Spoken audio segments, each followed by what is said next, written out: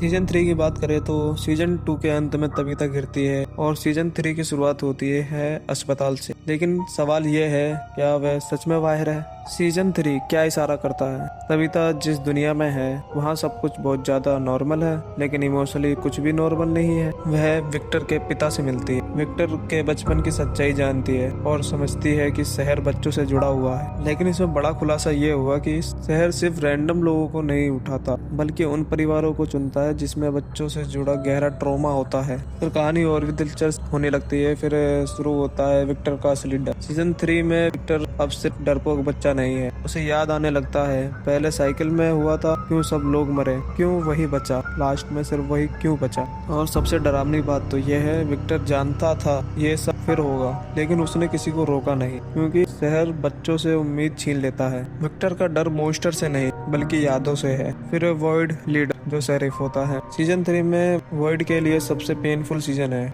अब वह हीरो नहीं रहा, वह हर मौत को खुद की गलती मानता है। लेकिन असली सजा शुरू होती है। वॉइड को एहसास होता है कि शहर उसे मारना नहीं चाहता, शहर चाहता है कि वह फैसले लेना बंद कर दे। यानी जब लीडर डर जाता है तो सिस्टम जीत जाता है। अब बात करें मॉन्स्टर का असली सच। सीजन 3 का सबसे बड़ा सच ये है कि मॉन्स्टर कभी इंसान थे। वह लोग जिन्होंने उम्मीद छोड़ दी, बच्चों को बचाने में सफल रहे या डर के आगे झुक गए। यह शहर उन्हें मारता नहीं बल्कि उन्हें राक्षस बना देता है। इसलिए वे मुस्कुराते हैं, बात करते हैं, याद रखते हैं, क्योंकि वे अपनी पुरानी इंसानियत को याद करके दूसरों को तोड़ते हैं। सीजन 3 साफ बताता है, यह बताता है कि सफेद कपड़ों वाले बच्चे ना अच्छे हैं ना बुरे हैं। बलिदान, सेक्रीफाइस, ये बच्चे टाउन को चलाने वाली एनर्जी हैं। हर साइकिल में मरते हैं और हर बार नए लोग आते हैं। तबीता समझ जाती है, अगर बच्चों को आजादी नहीं मिली तो कोई भी बाहर नहीं जा सकता। पार्ट 6, जूली और टाइम लूप। जूली का कैरेक्टर सीजन 3 में अचानक बहुत अहम हो जाता है।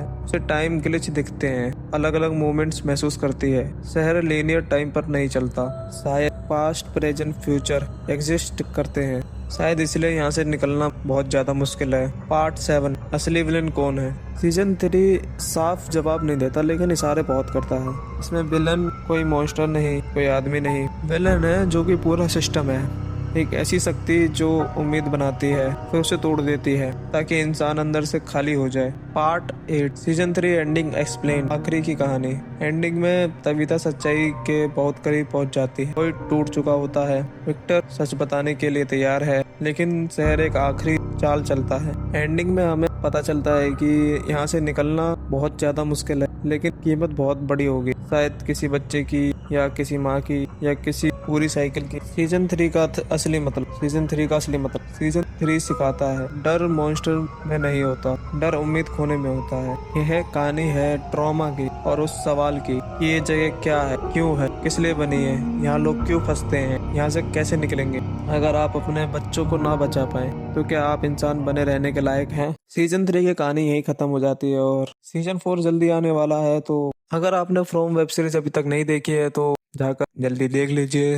अगर किसी को ये वेब सीरीज नहीं देखने को मिल पा रही है तो कमेंट करिए, मैं आपको उसकी लिंक दे दूंगा। मैं तो कमेंट कर दीजिए वीडियो, और ऐसे ही वेब सीरीज के बारे में डिटेल में बताने के लिए सब्सक्राइब करें, क्योंकि फ्रॉम सिर्फ एक सीरीज नहीं है, यह डर का आईना है जो कि आपको सिखाएगा। अब क्या सिखाएगा वो तो आपको देखने पर ही पता चलेगा। डिस्क्रिप्शन में मैंने वेबसाइट का नाम डाल दिया है, वहां पे जाके आप देख सकते हैं। तो हम आपको अब अगले वीडियो में मिलेंगे, तब तक के लिए जय हिंद।